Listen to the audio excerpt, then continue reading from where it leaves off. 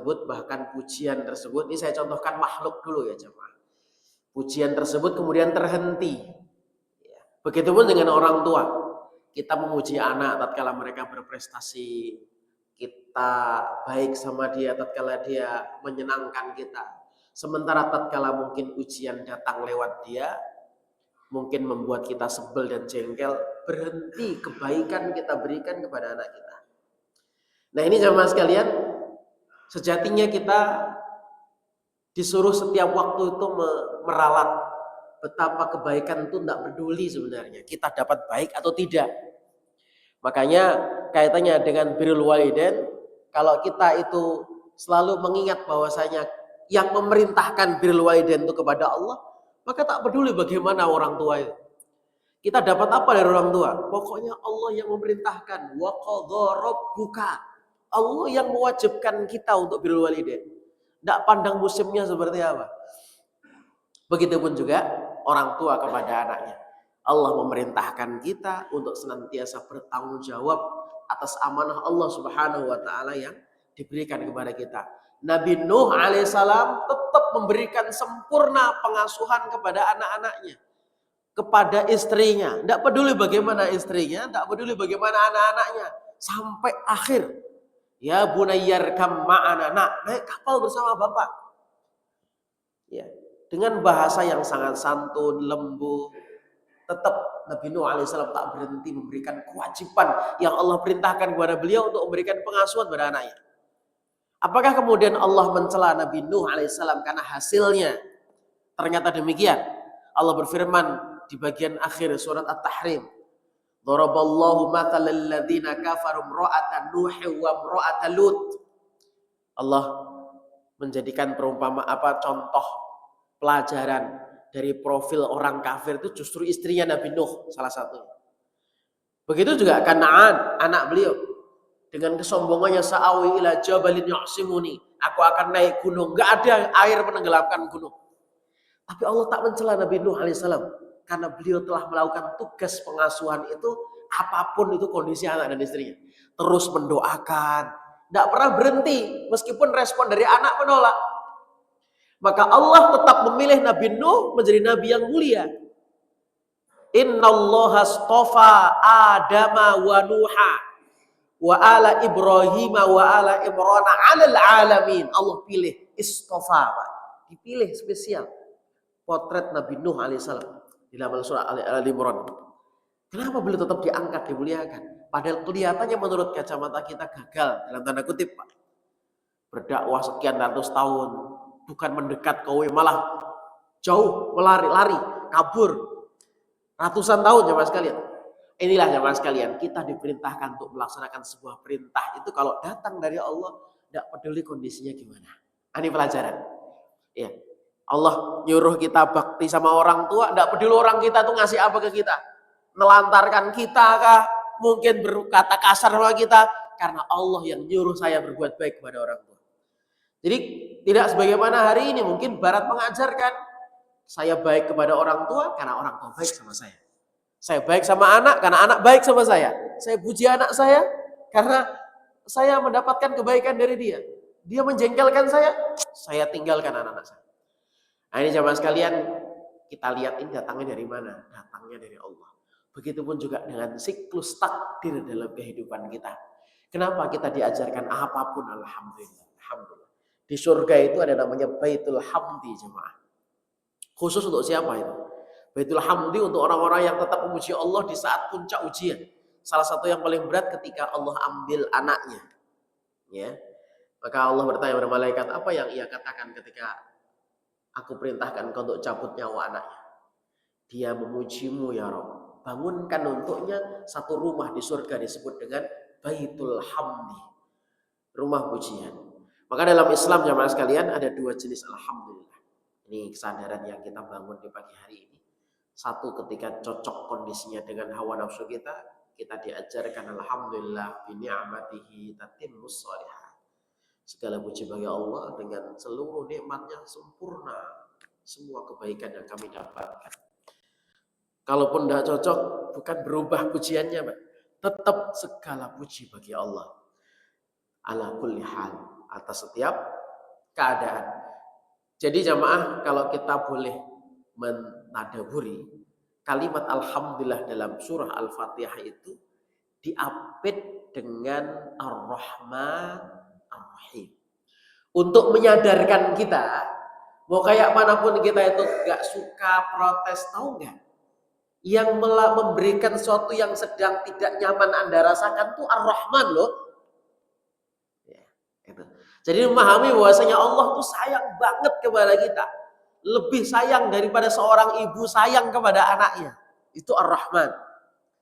Siapa yang menggulirkan takdir hari ini yang sedang kita rasakan? Dialah Ar-Rahman. Yang tidak pernah zalim kepada kita. Yang selalu adil kepada kita. Yang senantiasa luas ampunannya untuk kita. Itu siapa yang kita puji itu? Ar-Rahman. Betapa banyak jamaah sekalian, Allah itu menimpakan satu hal yang gak nyaman bagi kita. Ternyata itu adalah cara Allah menyayangi kita. Seringkali kita berdoa contoh husnul khotimah, masuk surga, itu tidak pernah luput lisan kita meminta kepada Allah demikian. Tahukah kita jamaah sekalian, Allah untuk mengabulkan ini itu luar biasa jamaah. Betul-betul menginginkan hambanya itu husnul khotimah, akhir kehidupannya baik. Betul-betul menginginkan kita itu masuk ke dalam surganya. Rahmatnya Allah itu begitu jamaah sekalian. Menginginkan kita. Maka Allah Subhanahu wa taala senantiasa selalu melihat ini gimana caranya supaya doa orang dikabulkan. Satu, lihat umurnya. Ya. Bin nadri ila umrih.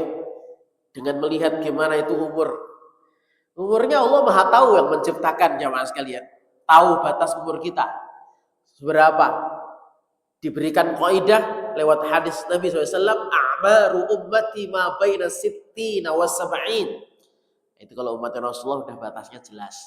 Lebih daripada itu ada kata Nabi, tapi tak sebanyak yang ukuran itu. Rentan normal umur umatku itu 60-70 kata Nabi. Bahkan aku pun nanti wafatkannya tidak sampai 65 gitu.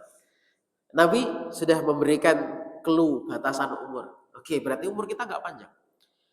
Tapi Allah hadiahkan kepada kita setiap tahun ada namanya Lailatul Qadar yang disebutkan khairum min alfi syahr. Oke. Ini nggak bisa dimanfaatkan. Allah melihat lagi dosa kita. Ya mungkin dosanya nggak terlalu banyak lah. Tapi ternyata 2 gunung Uhud. Allah melihat lagi yang ketiga, amal kita. Mungkin amalnya yang akan mengungkit dia. Sehingga apa yang dia mintakan itu terkabul. Kadang kita itu tidak memantaskan diri jamaah sekalian. Ya maksudnya kesungguhan kita ingin masuk surga tidak dibarengi dengan kesungguhan kita meninggalkan dosa. Nah, ini manusia kan.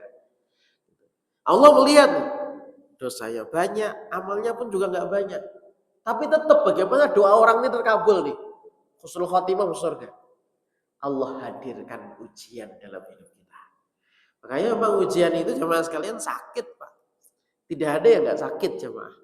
Karena semakin kuat mencengkram diri kita, maka untuk melepaskan cengkraman dosa itu ya semakin sakit.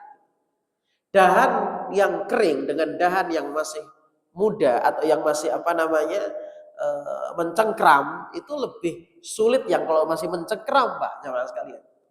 Harus ditabrak mobil dulu, grek baru patah ranting itu. Gambarnya demikian, Pak. Tapi kalau yang kering begitu kena angin sedikit jatuh dia, Pak, sudah. Digoyang dikit jatuh. Tapi kalau sudah masih melekat, Pak, tidak bisa digoyang angin gitu, Pak. Kecuali mungkin puting beliung atau mungkin harus dibuat roboh dengan longsor atau apa baru bisa. Atau mungkin dengan benturan yang sangat keras. Nah inilah kenapa jamaah sekalian. Allah menghendaki kita kebaikan sehingga Nabi kalau jenguk orang sakit itu di antara salah satu kalimat hiburan yang beliau sampaikan adalah la ba'sa tahurun insya Allah, tidak mengapa. Padahal orang sakit dibilang gitu, Pak. Yang penting tidak titik di nggak apa-apa. Gitu. Nanti kita akan dibalas sampai belum merasakan. Lanjut, labak satohurun insya Allah. Semoga ini menjadi pensuci tohur daripada dosa-dosa kita, bersihkan kesalahan kita. Nah ini kasih sayang Allah Subhanahu Wa Taala sama sekali. Allah menghargai orang itu mendapatkan kebaikan. Kadang ditamparnya lewat PHK, Pak. Lewat PHK. Ya, doanya orang ke lingkungannya kenceng banget, orang tuanya doain, istrinya doain, malah dapatnya nggak enak, PHK. Orang kemudian berasumsi di mana letak salahnya doa saya ya? Saya minta kebaikan untuk suami saya, kok malah di PHK. Oh, Allah selamatkan dia dari circle keburukan. Ya, dulunya nggak bisa jaga sholat di pekerjaannya, dulunya interaksinya dengan khomer di pekerjaannya, alasan dengan entertain klien dan sebagainya. Istri tahu, keluarganya tahu, dia pingin itu suaminya baik. Tamparannya PHK, Pak. Tapi sejak itu kemudian Allah membalikkan dia untuk kembali ke jalannya yang lebih baik. Bukankah banyak Allah itu melepaskan keburukan dengan cara yang sangat menyakitkan? Makanya kita pahami semua yang terjadi dalam kehidupan kita, siklusnya ini Allah lah yang mempergulirkan. Siapa Allah yang mempergulirkan? Dialah Ar-Rahman.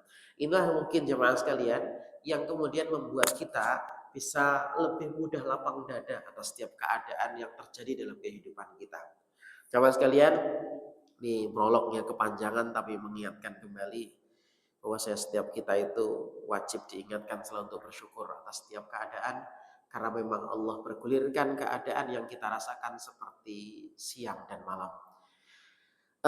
Tidak lupa salawat dan salam untuk Nabi kita Muhammad sallallahu alaihi wasallam. Allahumma shalli ala Muhammadin wa ala ali Muhammad. Jemaah sekalian, di penghujung Dzulqa'dah kita tidak lama lagi masuk kepada hari-hari istimewa di awal Dzulhijjah.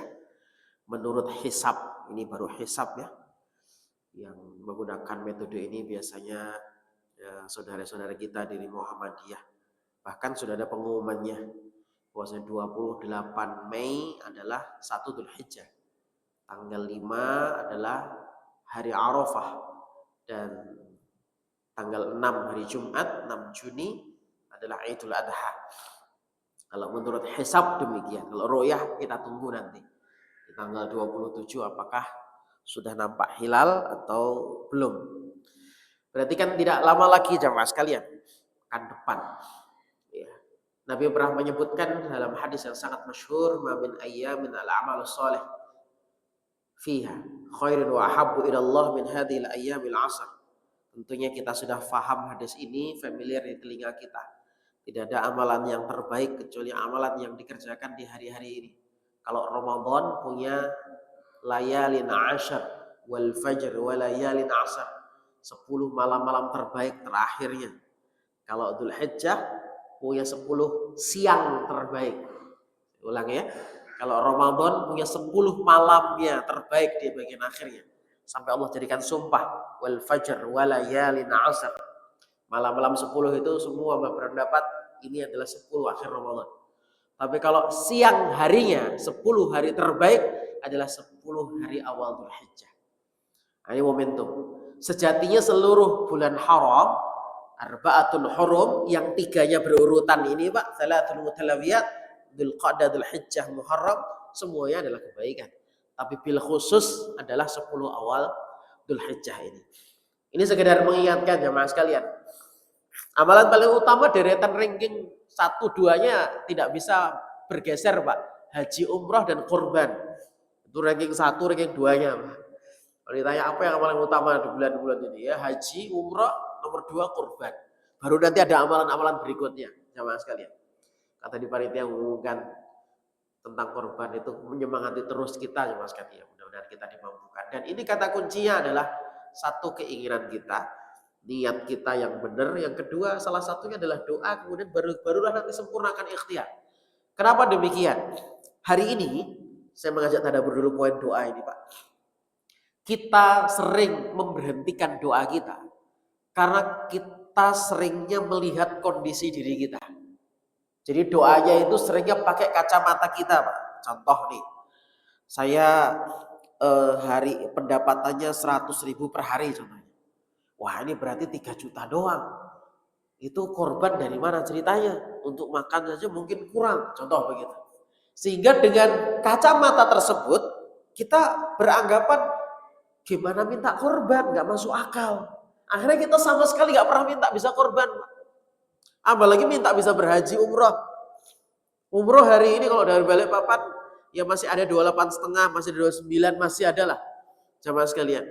Meskipun standarnya ya 33, 35 ya itu yang agak aneh sedikit. Ya. Itu kan bukan hal yang uang sedikit bagi yang mungkin kurang mampu jemaah. Melihat angka tersebut, itu saya bisa ngumpulin uang itu berapa puluh tahun. Ada yang mungkin itu ya puluh tahun, ada yang mungkin cuman kalau jamaah sekalian mungkin ya bisa setengah bulan, bisa ada yang lebih cepat daripada itu. Kan tidak semua orang seperti itu. Karena dia melihat kemampuan dia untuk makan aja sulit, maka nggak pernah sama sekali minta bisa umroh, apalagi bisa haji. Nah inilah kesalahan yang sering kita lakukan, Pak. Kita tuh melihat diri kita tidak mampu, habis itu sudah, karena saya nggak bisa, nggak usah minta. Kalau ini yang terjadi, Pak, makin Nabi Zakaria nggak akan pernah minta anak. Kalau ini yang terjadi, melihat diri kita, barulah kita minta. Kalau kita merasa, wah kayaknya nggak bisa, nggak mungkin sah, hitungannya nggak masuk ini, hitungannya nggak masuk, nggak jadi minta, Pak. Makin Nabi Zakaria nggak pernah minta anak, Pak, karena hitungannya nggak masuk bisa dapat anak, Pak. Dari mana hitungan masuk bisa dapat anak? Istri mandul. Coba, nomor satu ini sudah bermasalah. Nomor di akhir, istri mandul. Tapi tetap berdoa minta anak, nggak pernah berhenti. Kalau melihat istri mandul, Pak, kemudian berhenti minta anak, ya nggak pernah dicontohkan kita doa minta anak, Pak. Yang kedua, diri beliau, sumbernya, Pak, kan harus ada sel spermanya. Apa kata beliau? Inni wahanal azmu, tulang belakangku udah lemah ya Allah. Wasta'ana ra'si saibah, rambutku udah beruban. Coba, hitungan seperti ini layak nggak minta anak, Pak? Kalau hitungan kita, Pak, nggak layak, Pak. Ya, tetapi beliau tetap tidak pernah memberhentikan permintaan minta anak. Dan di ujung kalimat beliau mengatakan, walam akun bidu'ai rabbi saqiyah. Ya Allah, aku tugasku cuma minta doang. Dan aku gak pernah kecewa bagaimana hasilnya akhirnya. Nah ini, Pak. Ini kita gak punya uang. Kemudian ada kewajiban. Ini rukun Islam, Pak. Rukun Islam ini. Meskipun ada syarat manistato'a ila sabila. Tapi syarat manistato'a ila sabila tidak membuat kita surut untuk bisa, ya Allah mampukan saya, minta. Karena Allah yang memampukan setiap orang bisa melaksanakan ibadah. Berangkat haji itu ya satu ilmu, satu hartanya, dua ilmunya, tiga amal solehnya, Pak. Orang yang bisa merangkai tiga ini istimewa hajinya. Ya dia berangkat, uangnya ngantarkan dia bisa terbang ke sana. Tapi penyempurnanya adalah ilmunya supaya manasiknya baik. Kemudian amal solehnya. Kenapa ilmunya? Saya tanggal 21 April kemarin untuk mengikuti acara sertifikasi pembimbing haji profesional di Bandung. 8 hari acara. Ketemu beberapa sahabat jamaah dan para guru-guru yang ikut serta dalam acara itu yang cerita lah kaitan masalah haji dan sebagainya. Ada seorang ustadz yang beberapa waktu sering mengisi di Lapas Sukamiskin. Beliau katakan, ini bukan tuh aib apa ya, cuma pelajaran. Hampir mayoritas isi Lapas Sukamiskin haji semua, Pak. Haji, koruptor, Pak, maksudnya. Haji semua, Pak. Kemudian mentadaburi apa ya? Negeri kita ini 221.000, Pak, kuotanya tahun ini. Ya. 17.680 haji khusus. Sisanya reguler. Apa ya masalahnya? Karena dampak daripada ibadah haji umroh itu sudah keburukan dilempar semuanya. Kalau benar-benar dilempar, Pak, pulang itu membawa albir. Albir itu kebaikan. Kebaikan dibawa maka dia disebut mabrur. Sebenarnya solusi untuk negeri kita yang kita cintai, Pak. Karena 221.000 setiap. Bahkan nanti entah ada tambahan kuota lagi atau tahun depan. Karena tahun depan ini masa transisi. Perpindahan pengelolaan haji. Ya, tahun ini juga jamaah haji harus ekstra sabar juga. Karena ujiannya ya tidak kaleng-kaleng. Karena penunjukan 8 syariah baru yang menangani adaptasinya juga luar biasa. Jangankan yang khusus, jangankan yang reguler pun yang harusnya normali, Pak, ada yang visa juga tidak keluar padahal sudah masuk embarkasi. Berpisah dokternya dengan rombongan, ketua rombongan berpisah dengan rombongannya, anak yang dorong ibunya pisah sama ibunya. Ya ini tahun ini luar biasa juga. Ya saya katakan doanya yang kencang. Ya. Hari ini sampai hari ini pun visa Furoda belum keluar, Pak. Yang daftar Furoda ya. Tinggal berapa hari ini, Pak? Ya harapannya nanti ya Dzulhijjah sudah masuk keluar yang sudah daftar Furoda. Tahun depan sudah Kemenak bukan sebagaimana biasanya. Makanya travel pada mencari pembimbing yang punya sertifikat. Jamaah yang Allah muliakan, kita kembali. Masalahnya di mana? Kita tadabur, Pak. Satu di bab ilmu nih, Pak. Bab ilmu. Uang bisa ngantarkan kita ke sana. Ilmu, amal soleh. Amal soleh itu menjadikan antri 15 tahun bisa 10 tahun. Ya itu aturan Allah, Pak. Apa yang mendongkrak itu? Amal soleh. Nah orang tuh bisa mengejar dengan 3 ini, Pak. Saya punya harta, ya kejar dengan itu, lengkapi dengan ilmu. Oke. Ada yang harta mungkin tidak punya, fokus di bab ilmu. Anda mungkin punya banyak kan petugas dari kesehatan ilmunya, Pak. Ya pengalaman ilmunya, seorang pembimbing ilmunya bisa, Pak. Amal soleh ya tidak sedikit orang berangkat amal soleh, Pak. 1, 2 ini nggak ada, duit nggak ada, ilmu terbatas, dicolek karena amal solehnya.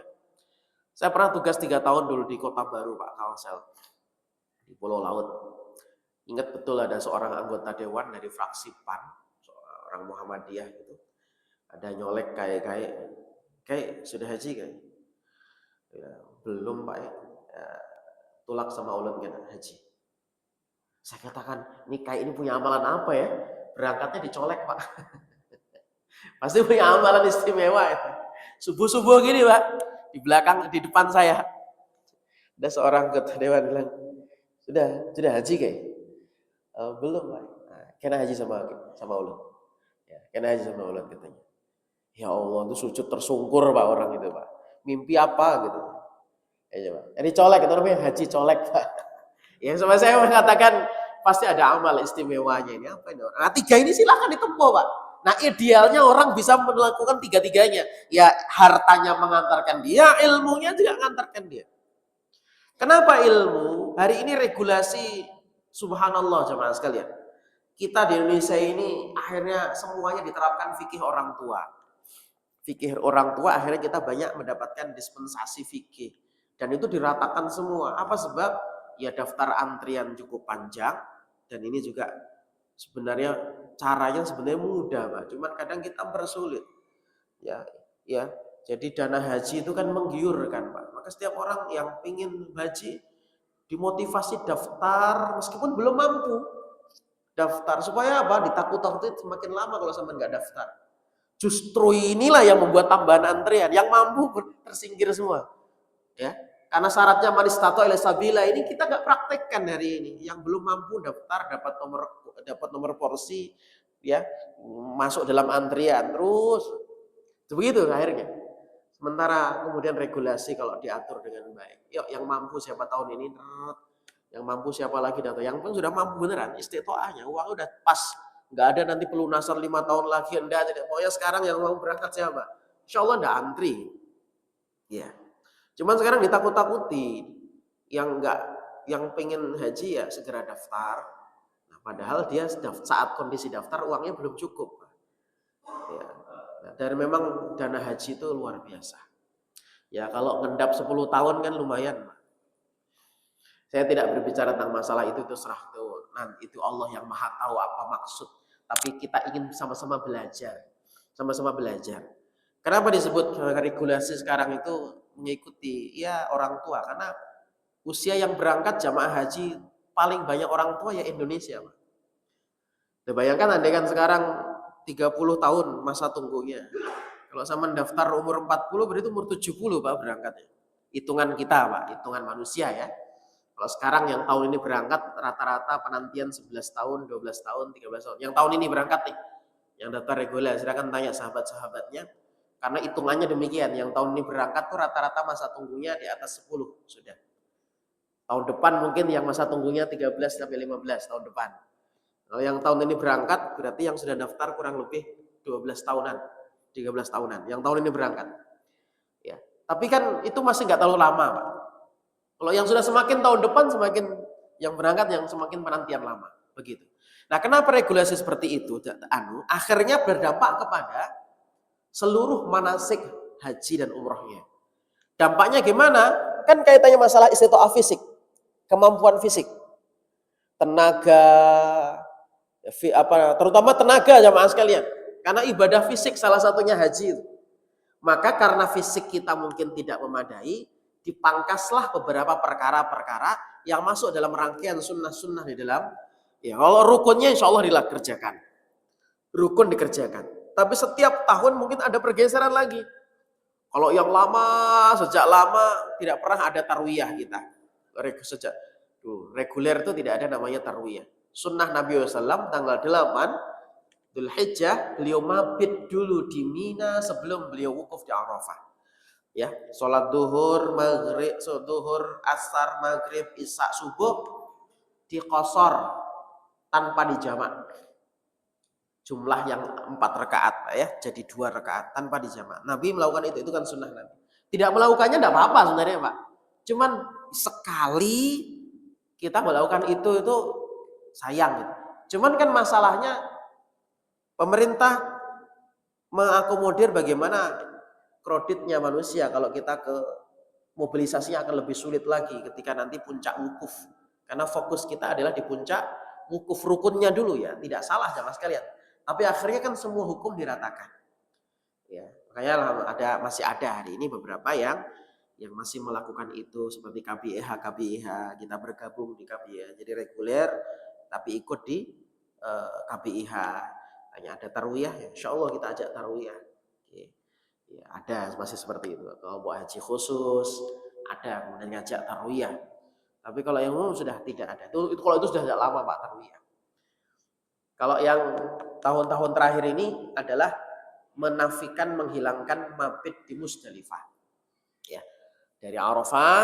Kalau dulu masalah Arafah waktu adalah mulai dari duhur sampai tenggelam matahari. Tapi puncak doa kadang kita sudah terusik. Entah oknum atau pembimbing yang tidak benar mengarahkan jamaahnya asar sudah bergerak ke bis. Tujuannya nggak apa-apa supaya bergerak aja biar nanti kalau udah bis tinggal jalan gitu ya. Niatnya bagus Pak. Tapi ada momentum hilang. Puncak doa Arafah apa? Ba'da asar. Ya, puncak berdoa Arafah itu ba'da asar. Apalagi kalau Arafahnya hari Jumat, Masya Allah. Ketemu waktu istimewa habis asar.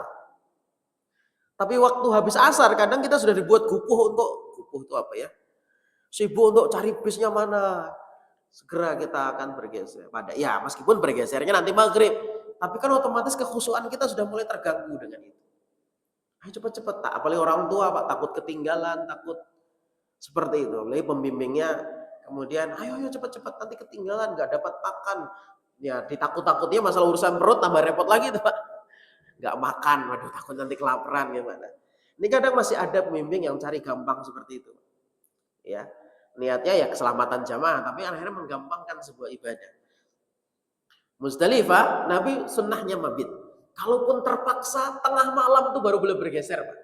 Itu pun untuk orang tua, untuk yang anak, untuk ibu wanita, orang yang kurang sehat, boleh tengah malam. Tapi tengah malam tetap mabit sebentar. Tapi kalau Rasulullah SAW subuh baru berangkat ke Mina. Ya. Nah, mabit itu mulai dihilangkan tahun ini ditetapkan. Tidak ada mabit sama sekali, adanya fikih murur, hanya melintas di Musdalifah. Kenapa? Ya kondisi kemarin beberapa waktu yang lalu setelah masa Covid apalagi jatuh hampir 700-800 nyawa jamaah sekalian. Karena memang puncaknya musim panas ya. Kondisi musim panas, manasik kesehatannya tidak baik. Kadang ada yang kurang manasik itu kadang cuma berapa kali jemaah sekalian, padahal tidak semuanya orang itu pernah terbang pesawat. Ya, kayak saya memberikan manasik kadang harus ditanya dulu pernah berangkat naik pesawat, sudah pernah ini belum. Kadang penggunaan WC toilet pun kadang kita ajarkan padahal nggak pernah menggunakan WC model kayak gitu. Ada jamaah yang mohon maafnya di lantai itu BAB jemaah nggak ngerti. Urusan yang kecil-kecil kadang kita remehkan. Ya, ada kadang-kadang nggak semuanya orang itu kemudian pernah ke bandara, ya begitu-begitu jamaah sekalian. Itu kadang lupa kesehatan, masa musim panas tuh gimana. Nah, siklus haji itu setiap 8 tahun Pak hitungannya. Jadi 8 tahun musim panas, nah tahun ini musim panas terakhir. Nanti bergeser tahun berikutnya 8 tahun nggak terlalu panas Pak. Jadi yang tahun akan datang ini sudah nggak terlalu panas. bergerak sampai terus nanti puncaknya ya musim dingin. Ketemu haji bulan Januari, Desember kan nggak panas, Pak. Ya. Nah, siklusnya 8 tahun. Seperti itu, siklus haji. Kalau pas musim panas kita nggak mengajarkan caranya minum. Orang takut antri toilet akhirnya malah nggak minum, dehidrasi. Ya. Kalaupun minum kencing-kencing terus, nggak diajari. Minum Pak sedikit tapi terus bergerak. Sedikit, sedikit, sedikit. Jangan gelak-gelak gitu. Nah, seperti itu contoh hal yang kecil ya, akhirnya banyak bergelimpangan. Nah, itu kemudian di generalisir, berarti ya sudah, ini gara-gara mabit Musdalifah ini nanti ya banyak akhirnya nggak keangkut, banyak akhirnya kehausan di sana. Maka ditetapkanlah fikih murur. Kita melintas saja di Musdalifah. Apalagi, ini contoh saya ingin contoh gambarkan. Kenapa ilmu sebelum berangkat itu penting. Ya, dan juga doa kita itu harus kenceng. Ya, doa itu termasuk, ya Allah pilihkan kami fasilitas terbaik. Boleh doa seperti itu? Boleh banget. Apalagi, ya Allah berikan kami waktu terbaik. Waktu terbaik itu saat disuruh berangkat pas ya. Kolesterolnya pas ya, asam uratnya pas gitu Pak ya. Jangan-jangan pas berangkat naik semua gitu. Ya jantungnya pas, yang ditinggal juga pas, semuanya pas kondisinya. Itu Masya Allah, itu waktu, minta waktu yang terbaik. Kemudian minta bimbingan terbaik. Itu diantara deretan kalau minta itu boleh didetailkan seperti itu Pak. Bersama teman-teman yang banyak, rombongan kita Masya Allah. Nah gitu-gitu. Nah, itu pilihan Allah Subhanahu Wa Taala dan itu bagian rangkaian doa kita Pak. Doa kita. Apalagi saya contohkan dengan masalah ibadah. Waktu melempar jumroh. Sama dengan alasan ya pasti kredit kalau di waktu sunnah. Sunnah Nabi lempar jumroh 11, 12. Kalau nafar awal waktunya kapan Pak? Kalau mengikuti contoh manasik Nabi. Ba'da zawal. Setelah tergelincirnya matahari. Artinya setelah masuk waktu duhur, setelah waktu duhur. Karena itu waktu sunnah, maka orang otomatis banyak di waktu itu normal. Karena orang memilih keutamaan. Ya kan? Nah, cuman lihat lagi kondisi jamaah kita tua-tua. Maka kan hari ini semua fikih dipangkas karena banyak jamaah kita yang sudah sepuh. Kaitannya masalah kesehatan, masalah fisik rata-rata. Akhirnya dibuatlah fikih-fikih yang memudahkan. Boleh badal lempar-lempar, boleh dibadalkan orang lain. Kalau kita nggak mampu lempar, orang lain badalkan lempar untuk kita. Ya boleh, namanya badal Pak, boleh. Badal tuh boleh. Ya, bahkan safari wukuf juga boleh.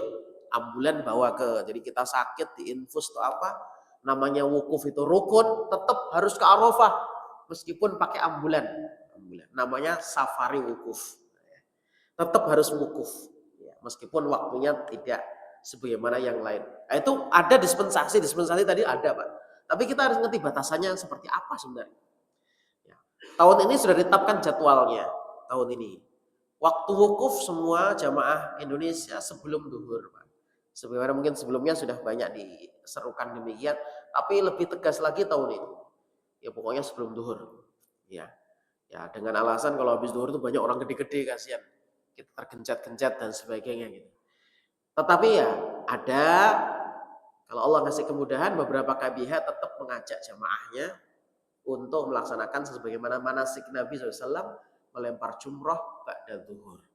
Ya, waktunya mulai startnya gitu Pak ya ba'da duhur. Nah ada yang mungkin mohon maaf jamaah sekalian mendapati pembimbing yang memudahnya itu kelewatan gitu. Cari waktu sepi aja Pak. Waktu kapan loh? Habis subuh sepi kayaknya. Habis subuh lempar jumroh Pak. Jangankan lempar jumroh Pak, hadyu, penyembelihan hadyu. Ini oknum-oknum itu berseliweran Pak, nawarin hadyu disembelihnya tanggal 7. Hadyu apa disembelih tanggal 7 Pak? Kalau di Indonesia zaman korban tanggal 7 Dzulhijjah, korban apa Pak namanya Pak? Ya, itu syukuran gitu namanya mungkin Pak ya, mau potong sapi itu. Tapi tawarannya menarik Pak, satu sampean bisa menyaksikan sendiri korbannya. Harganya agak miring. Tidak sedikit jamaah meng-ACC tawaran hadyu itu Pak. Wallahi, tidak sedikit jamaah yang tidak terbimbing dengan ilmu menerima tawaran itu. Kan kasihan Pak, kalau kita berangkat nggak pakai ilmu itu kasihan sekali. Dan itu oknum-oknum nakal kayak gitu banyak di sana. Jadi ya di sana itu tetap ada Abu Jahal sampai sekarang tetap ada Pak. Jangankan yang seperti itu, orang ini badal haji. Badal haji itu kan satu orang satu dan syaratnya sudah berhaji Pak. Nah, ini ada orang, satu orang badalkan 5 orang. Kan video gitu. Kita lihat ya Rob, ittaqillah, takutlah kepada Allah. Di tanah haram ini. 2 hari kemarin sudah muncul video orang badal haji, Pak. 2 hari kemarin. Ya, sudah muncul video orang badal haji. Haji wukufnya tanggal kemarin. Dzulqa'dah. Di mana syutingnya? Wallahu a'lam bishawab. Saya Haji Fulan mendapatkan amanah badal haji dari sini. Saya niatkan labbaik Allahumma hajjan kayak gitu, Pak. Tanggal berapa ini? Itu haji tuh bener-bener haji 2025 beneran. Nah, itu kan videonya keburu ke-share, Pak. Ini banyak oknum-oknum seperti ini tuh banyak. Makanya kita kalau berangkat dengan ilmu minimal jamaah sekalian ada pijakan kita untuk kita bisa memaksimalkan ibadah. Kenapa? Karena manasik dengan ilmu itu bisa mempengaruhi kaitannya dengan kemabruran. Bisa mempengaruhi kaitannya dengan kemabruran. Baik, jamaah sekalian, saya sebenarnya ingin bicara tentang haji itu dan berbicara tentang masalah keluarga Nabi Ibrahim, tapi keterbatasan waktu ya baru sampai bab haji ngalor ngidur, tapi mudah ada manfaat, Pak. Untuk kita, satu, jangan pesimis berdoa kepada Allah sebagaimana Nabi Zakaria mengajarkan kepada kita. Karena yang kita minta itu Allah yang menciptakan sesuatu dari nol. Ala kulli syai'in qadir, kun fayakun. Menciptakan Maryam hamil tanpa ada suami. Itulah Allah yang kita minta. Makanya para nabi dulu kalau berdoa itu pakai Robbi. Kenapa pakai Robbi? Rob itu makna pertamanya Al-Khaliq. Supaya membangun kesadaran untuk kita semuanya. Yang kita minta itu Allah yang menciptakan sesuatu dari nol, sak bahan dasarnya. Manusia tak pernah disebut khalik meskipun dia bisa mencipta pesawat. Kenapa? Bahannya nggak bisa buat ya. Ibu-ibu disebut pembuat kue, tapi nggak pernah disebut ibu-ibu jadi khaliknya kue. Nggak pernah. Kenapa? Singkong aja dia ibu-ibu nggak bisa buat gitu. Kalau Allah Al-Khaliq Al-Bari Al-Musawwir, sak merancangnya sempurna, musawwir. Sak Al-Bari menyedia bahannya, apapun yang Allah inginkan kehendaki ciptakan, bahannya Allah sendiri yang menciptakan. Nah, itulah Allah yang kita minta, Pak. Maka kita nggak boleh pesimis. Ya. Saya punya tetangga di Kilo 10. 2 tahun kemarin tuh haji furoda. 320 juta, saya tanya uangnya. Siapa beliau? Orang yang setiap tahun saya masih memberikan kepada beliau zakat. Kalau ada yang titip zakat mal, saya arahkan salah satunya kepada 8 asnaf. Beliau termasuk orangnya, Pak. Kenapa? Termasuk fakir miskin. Saya diundang malam itu untuk baca doa untuk anaknya akikahan sebenarnya. Tapi beliau menambahkan sekaligus Ustaz doa untuk saya besok berangkat. Kaget ya. Berangkat kemana? Ya haji. Kok tanggal sekian baru berangkat, kan akhir-akhir nih mau masuk Dzulhijjah. Furoda Ustaz, Allahu Akbar. Doanya suami sudah meninggal. Setiap saya habis umroh, saya kasih minyak wangi suaminya itu. Wangi sambil berdoa, ya Allah, dan bisa haji. Dan beliau serius kalau berdoa itu saya tahu, Pak. Suami udah wafat. Barokah doanya kena istrinya. Dapat pembebasan jalan tol IKN, Pak. Di Kilo 10. Orang mengatakan ya jelas Pak dapat uang banyak. Jamaah orang nggak pernah punya duit, tiba-tiba dipegang uang gede. Pikirannya apa Pak? Konsumtif kan biasanya. Tapi Masya Allah langsung beliau keluarkan 3 suku haji furoda Pak. Siapa yang membayangkan orang fakir miskin berangkat haji furoda Pak? Kekuatan doanya itu Masya Allah. Allah kalau berkehendak itu gampang bagi Allah. Saya saksi hidupnya Pak. Ya, makanya ini penting. Ini motivasi doa terbaik. Salah satu deretannya jangan sampai kita luput agar Allah memampukan kita bisa melaksanakan 2 ibadah utama ini. Haji umroh maupun berkorban. Ya. Semoga Allah memberkahi kita jemaah sekalian, memudahkan setiap urusan-urusan kita. Saya doakan yang sedang sakit diberi sehat, yang sedang sempit diberikan kelapangan, yang sedang mungkin mendapatkan ujian Allah kasih jalan keluar serta kesabaran. Semoga Allah menggugurkan dosa-dosa kita semua insyaallah. Kita akhiri dengan kafaratul majlis. Subhanakallahumma bihamdika asyhadu an la ilaha illa anta astaghfiruka wa atubu ilaik. Assalamualaikum warahmatullahi wabarakatuh.